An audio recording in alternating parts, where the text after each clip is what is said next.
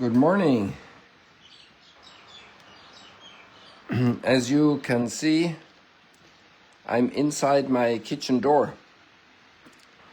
and I'm having terrible problems with the Wi-Fi. I've started and stopped a whole bunch of times and I can't step outside the door. It cuts again.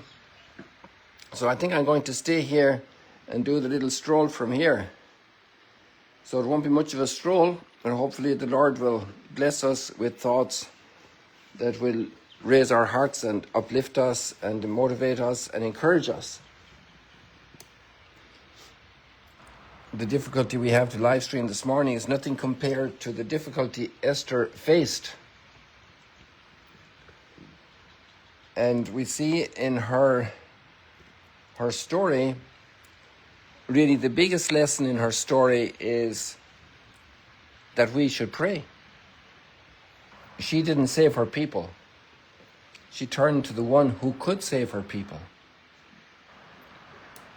And her prayer is what really counts.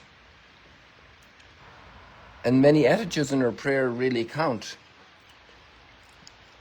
Many times people are glorified for saving their people, and one can understand because sometimes huge sacrifices are made. People put themselves on the line. This guy saved my life because this fireman went into the middle of the burning house and brought me out, and I was already unconscious from smoke inhalation and unable to defend myself, and he came and saved my life. Okay? And there's a very clear connection. The person of faith will say that the ultimate source of that is the Almighty. And there is the issue with prayer. Prayer is confidence and faith in God. And if you read more of the story than the little snippet that's given us here today, then you will see how Esther is very conscious of God's intervention in her people's history.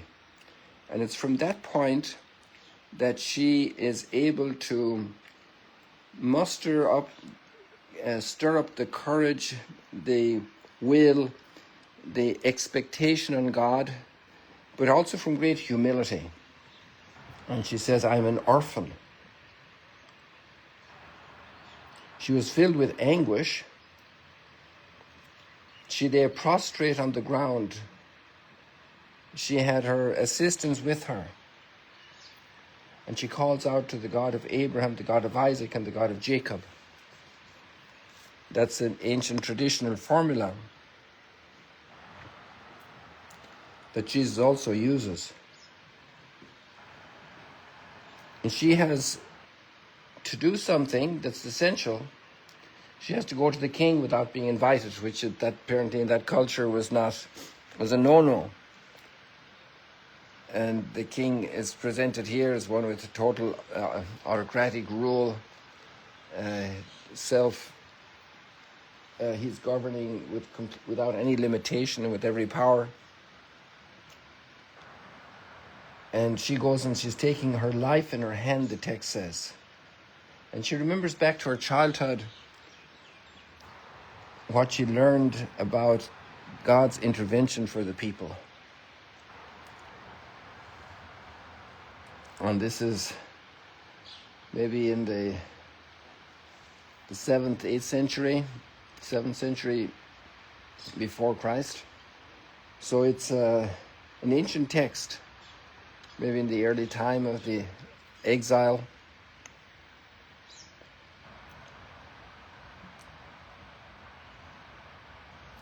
It's really completely trusting in God and turning to Him and petitioning Him.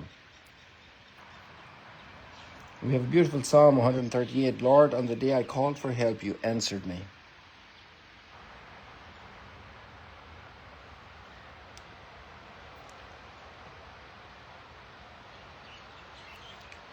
There's an interesting little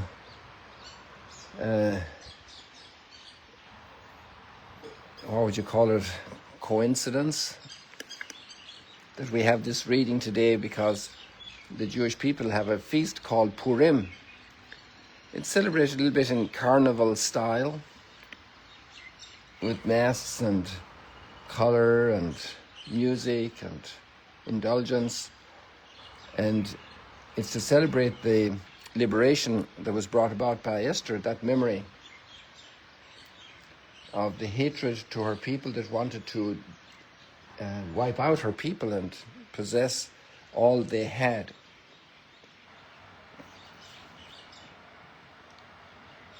And there we have 3 big commandments: to covet,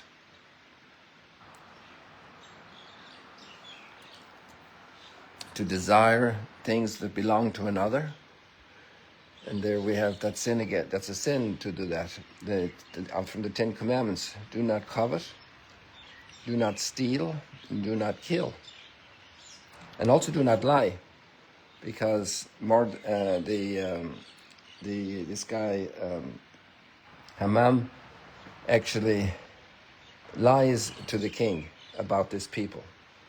He says some things that are true, that there are people that have their own particular laws and ways, but it's in a whole spirit of hatred and needless destruction, a will to destroy them. And so they have a big feast, Purim, to celebrate the victory that came from God to protect his people. And this was stirred up by Esther's prayer. She turned to the one who could save her people. She couldn't. And the king was neutral, and he was being swayed by an enemy of her people. And we go to the gospel, and we have Jesus with his disciples teaching us to pray. Knock and the door will be opened.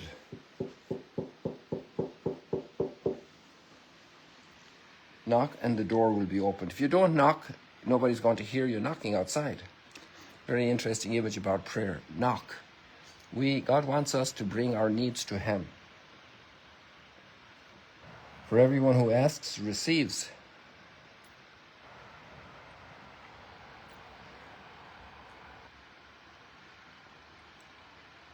Whoever seeks finds.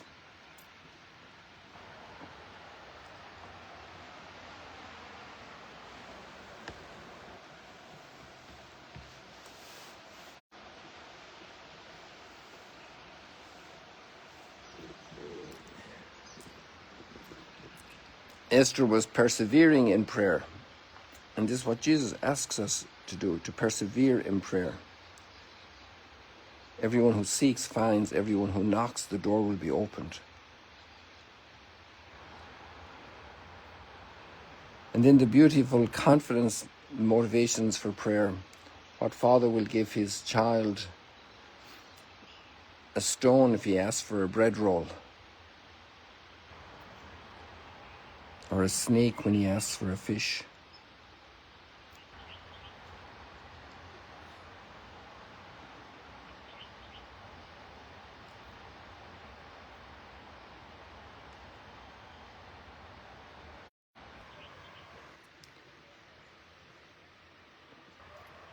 People, let me leave it like that. This morning was a little bit perturbed.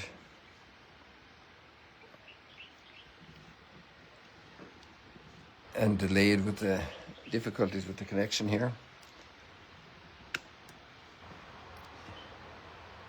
We wish the Jewish people a great celebration of Purim that starts this evening and tomorrow. It coincides with this reading today, a little bit like Ramadan is coinciding with Lent.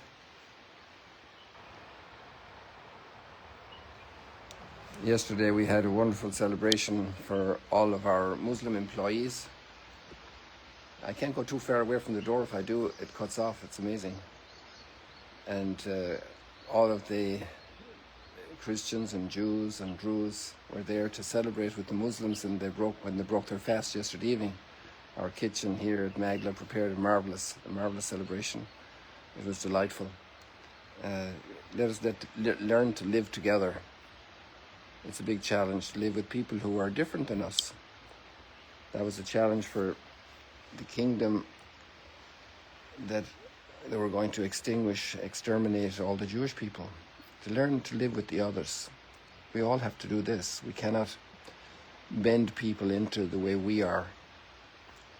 That's a whole other place that God has in his providence for every person. God bless you. See you later, alligators.